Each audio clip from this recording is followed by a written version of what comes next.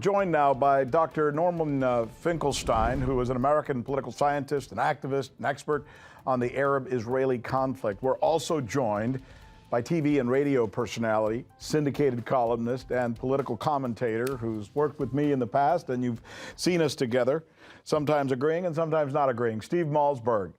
Gentlemen, I'd like to thank both of you for joining us. This is a heck of a thing that we're in right now, and one can't help but think, and I think we're making this point, that it doesn't start with just what happened with Hamas. This has been taking place for some time now. Dr. Finkelstein, I'd like for you to start us on this discussion of how and when this thing got out of hand to the point where it is now being talked about in terms of a prelude to a potential World War III. What is the genesis of this in your eyes? Without, being too descriptive of everything that's happened over the last 100 years, where did this thing really get away from us? Since 2006, when there were elections in the West Bank and Gaza, which Hamas won. These elections were described by former U.S. President Jimmy Carter as, quote, completely honest and fair. After these elections were held, Israel and then the United States and the EU, the European Union, slapped a brutal blockade on Gaza. Now, I would like your listeners to hear the facts very closely. Of a population that consists 70% of refugees and their descendants, half of children, nobody, let your listeners hear closely, nobody, with the rarest exception, is allowed to go into Gaza or is allowed to leave Gaza. According to humanitarian organizations, before October 7th, half of the population of Gaza was described as suffering from severe food insecurity. Let me stop you, but Professor, I'm going to stop you there because I think that gets to, in many ways, the genesis of the problem, and that is you do have a people who are isolated, and Israel. You have people who have been confined, immured in a concentration camp for 20 years. That is a strong word. That is a strong word. So, I'm quoting Baruch Kimmerling, the eminent sociologist from Hebrew University, who described Gaza as, quote, the largest concentration camp ever. And I have hold on, I have read those quotes. I understand them. I understand from whence that feeling comes. I want to get Stephen here so he has an opportunity to respond to the accusation that essentially Israel is oppressing people and doing it on purpose and has been doing it for years and years now. What would be the response, Steve, for that charge, which is not just being made by Dr. Finkelstein? We hear it all the time in the Arab world in specific. Of course you do. Of course you do, because the Palestinians teach their kids to hate the Jew, to kill the Jew, that there is no Israel. And I'm not going back in history for that. I'm going to this year. The European Union passed a resolution against the Palestinian textbooks, which call for exactly what I said. The U.S. Congress has taken that up this year as well. There's also in the Palestinian Authority, the moderates, the good guys, they pay for slay. And the U.S. Congress has taken that up. They reward the families of the terrorist animals who go into Israel and slaughter innocent civilians. But let's suppose, but Steve, you do that. But that you don't want to hear. No, Just please. Israel repressing people. No. What you're saying is Arabs and Palestinians hate Jews, and that's not a shock. No. I'm saying I'm telling you why. Okay. One reason why. They teach their children this on television shows, in textbooks. What kind of civilization, what other civilization does that? What other people do that?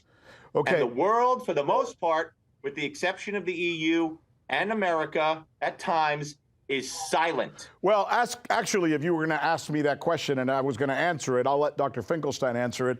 But what kind of country does that? Actually, the United States, when it comes to Iran, Russia, China, and Venezuela. But that's another point. That's not teaching children in school and on their Sesame Street.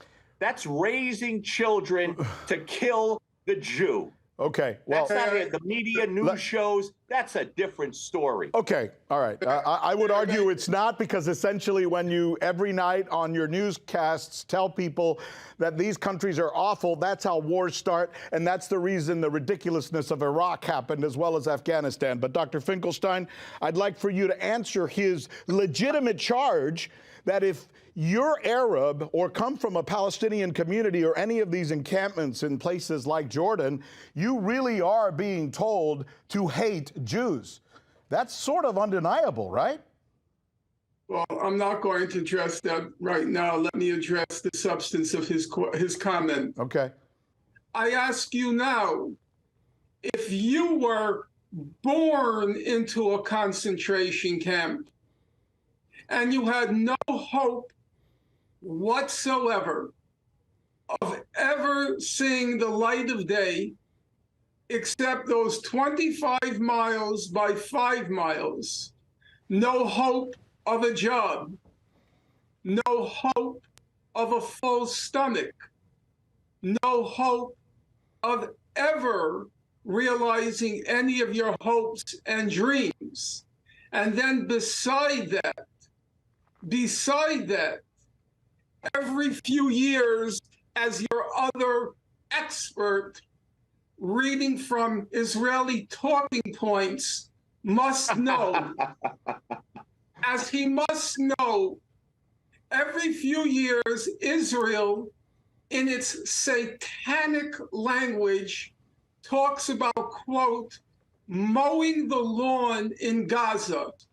And then your other expert seems to believe that they need textbooks to incite them to hate Israelis. I got news for you, sir. My parents were in the concentration camps. My parents did not need Jewish textbooks to convince them to hate Germans. It was their real life experience that convinced them. I'd like to pause for a moment and ask a question, because it doesn't seem like in this moment, as apoplectic as we all are discussing this from all sides, I can't help but want to go back to the history of this.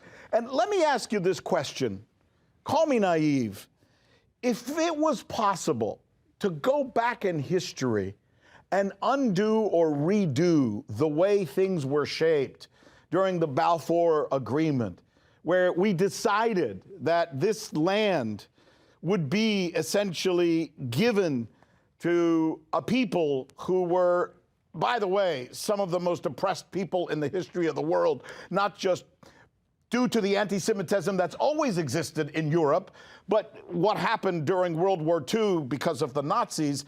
We all understand that these are a people who deserve to have a place and some dignity. But in the process of giving them that place and that dignity, another people say they lost their place and their dignity. Steve, if the UN and the Brits could do this again, should they have done it differently? Should there have been a more accepting way of giving Jews their place and their dignity without making the people who were there feel like they lost theirs? Is that a fair question? I don't think anything would have mattered. The Jews were attacked from the second the whole concept of Israel was attacked, from the second it was discussed. And I think the history that really is relevant, more relevant, with all due respect to you, Rick, of course, is Gaza. I mean, first of all, you know, all this give the land back. How many times have we heard over the course of many, many, many years, give the land back to the Palestinians? Well, When Israel fought wars and took the Sinai and the Gaza, they took it from Egypt. When they took Jerusalem and they took the West Bank, they took it from Jordan. And when they took, of course, the Golan Heights, they took it from Syria. So when they say give it back to the Palestinians, they didn't have it when Israel took it in these wars. So I guess the Arab countries stole it from the Palestinians. That's number one. Yeah. Why does not one country in the entire Arab world not want to help their brothers and take them in, spread them out? You don't want them in Egypt. You don't want them in Jordan. You don't want them in Syria. You don't want them in Saudi Arabia. There's a million countries. Spread them out. Nobody wants to help them. Why? This is a difficult. I'll tell you what. Let's pause for a moment. Thank you. I'll answer in one simple sentence. Make your point. Make your point. But we're going to. Did any of the European countries or the United States want Jews before the Nazi Holocaust?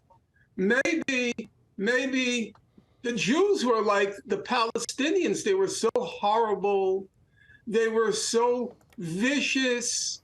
They were so bestial, or as the current Israeli government calls them, human animals.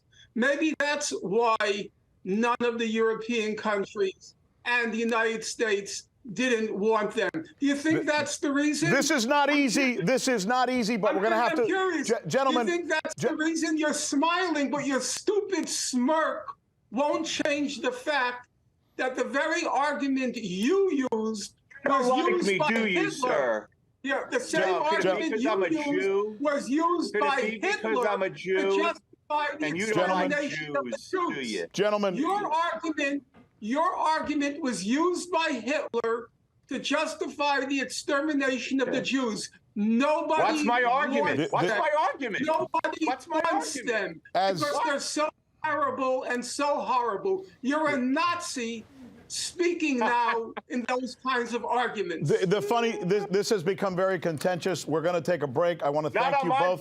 Not on my part. I want to thank Dr. Norman Finkelstein, as well as Steve Malzberg, for this very passionate and, as you can see, very interesting discussion that we have at these times, filled with lots of passion, as we expected. Thank you so much, gentlemen.